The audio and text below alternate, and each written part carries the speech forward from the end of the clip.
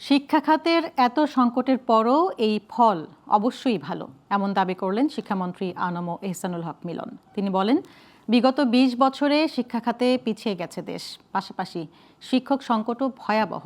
এ সময় অর্থ ও পরিকল্পনা মন্ত্রণালয়ে উপদেষ্টা অধ্যাপক রাশেদ আল তিতুমির বলেন, শিক্ষা ব্যবস্থা সংস্কার সহ শিক্ষা কারিকুলাম পরিবর্তনে কাজ করছে সরকার।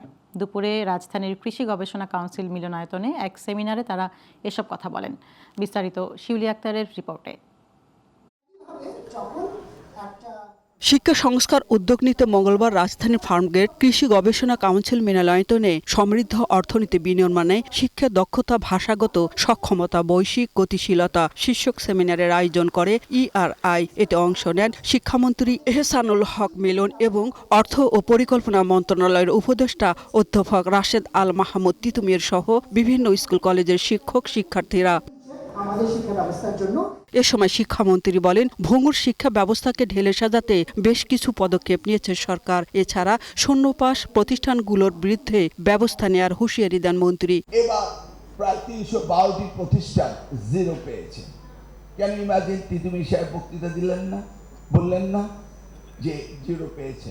ইয়েস, একটি প্রতিষ্ঠান সরকারের কাছ থেকে টাকা নেবে, বেতন নেবে, সেই প্রতিষ্ঠান জিরো পাবে, এটা কি হতে পারে?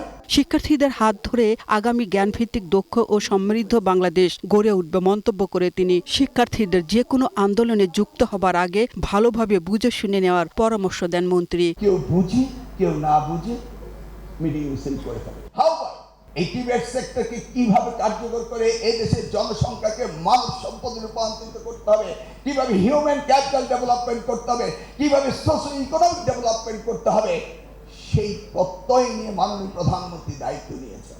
অর্থ ও পরিকল্পনা মন্ত্রণালয়ের উপদেষ্টার মতে পরিচালিত শিক্ষা ব্যবস্থা সংস্কার করা দরকার, আর শিক্ষা কারিকুলাম পরিবর্তনে নির্লসভাবে কাজ করছে প্রধানমন্ত্রী বলেও জানান তিনি। শিক্ষা ব্যবস্থার যে সংস্কার, সেই দার্শনিক ভিত্তির উপরে দাঁড়িয়ে আসলে শিক্ষা ব্যবস্থার সংস্কার করতে হবে। শিউলি আক্তার, গ্লোবাল টেলিভিশন, ঢাকা।